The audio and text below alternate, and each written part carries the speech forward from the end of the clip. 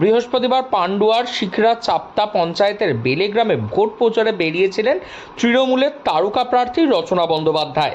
সেখানে রাস্তার পাশে গরম ঘুগনি বিক্রি হচ্ছে দেখে নিজেই দাঁড়িয়ে পড়েন তিনি।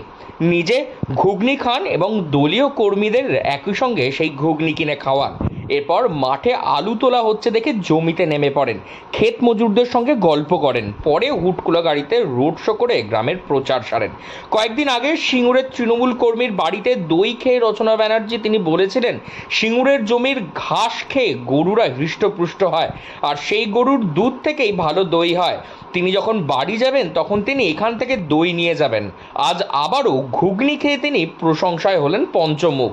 খুব ভালো ঘুগনি, তার বাড়ির থেকেও ভালো। এখানে সবই ভালো, ঘুগনিও ভালো।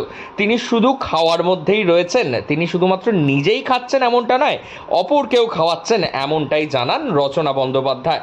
দারুণ, আমার বাড়ির থেকে অনেক ভালো। এখানে সবই ভালো, দুধের দইও ভালো, ঘুগনিও ভালো, সব ভালো। দারুণ খাচ্ছি আমি, শুধু খাওয়ার মধ্যেই আছি। খাওয়াচ্ছি, শুধু খাওয়াবো না, এটা হতে পারে? প্রচারের ফাঁকে কি এটাও? হ্যাঁ, প্রচারের ফাঁকে এটাও সব মানুষের সাথে একসঙ্গে বসে খাওয়া দাওয়া। বলছেন যে আপনি এসছেন কয়েকদিনের ছুটি নিয়ে, আবার চলে যাবেন দিদি নাম্বার ওর মতন। ও তো ছুটি নিয়ে এসেছিল 5 বছর আগে, আবার চলে গেছিল। আমি সেরকম নই, আমি ছুটি নিয়ে আসিনি। আমি অনেক আনন্দ করতে এসেছি, সবার সাথে মিলেমিশে থাকবো বলে। চারটে পাও নেই, এবার তোরা নিবি, মেয়েরা হয়ে গেছে, এবার ছেলেরা পাবে। আপনি রাজনীতিতে খুব অজ্ঞ নাই? একদম গো, নতুন, কিন্তু মন থেকে করবো তো। আর মন থেকে যেটা করা যায় সেখানে সব সময় জয়ী হওয়া যায়। ভালোবাসা আর মন জয় করতে গেলে মনের দরকার হয়, শুধু বক্তৃতার দরকার হয় না। হ্যাঁ, না না, দারুণ লাগলো, একটুও ঝাল নেই। তুমি একটু খাবে? খুব ভালো। যদিও লকেট চট্টোপাধ্যায় এ বিষয়ে কটাক্ষ করতে চাননি রচনাকে। নিজের সতীর্থক এক সময়ের সহকর্মী অভিনেত্রীকে তিনি বলেছিলেন যে রচনা ব্যানার্জি তিনি নাকি ছুটি নিয়ে এসেছেন, হেরে গিয়ে আবারও দিদি নাম্বার 1-এ চলে যাবেন। রাজনীতিতে একেবারেই অনভিজ্ঞ তিনি।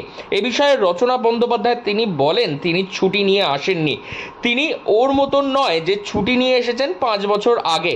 তিনি রাজনীতিতে নতুন, কিন্তু মনে করবেন তিনি রাজনীতির মন দিয়ে যেটা করছেন সেটাই করবেন, আর মন থেকে যেটা করা যায় সেখানে সব সময় জয়ী হওয়া যায়।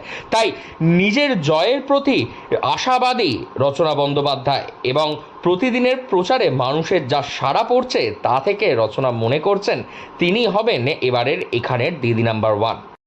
হঠাৎ আপনার কাছে এলো, কি বলবেন? কে এলো বা কি করলো? আমাদের ঋতুজি এলো, হ্যাঁ, এসে ঘুগনি নিজেও খেলে আর অন্যকেও খাওয়ালেন। কত প্লেট? প্রায় 50 প্লেট হয়েছে। আচ্ছা, আর কি বললো ঘুগনি খেয়ে? খালাম না, ভালোই হয়েছে। কে এসেছিল জানেন আপনি? হ্যাঁ জানি। কে? আমাদের দিদি। ওনার নাম জানেন? হ্যাঁ জানি। কি রচনা। উনি কি ভোটে দাঁড়িয়েছেন জানেন? হ্যাঁ হ্যাঁ। মানে এরকম ভাবতে পেরেছিলেন আপনার কাছ থেকে এসে এখানে দাঁড়িয়ে ঘুমিয়ে? না না, আমি কখনো ভাবতে পারিনি।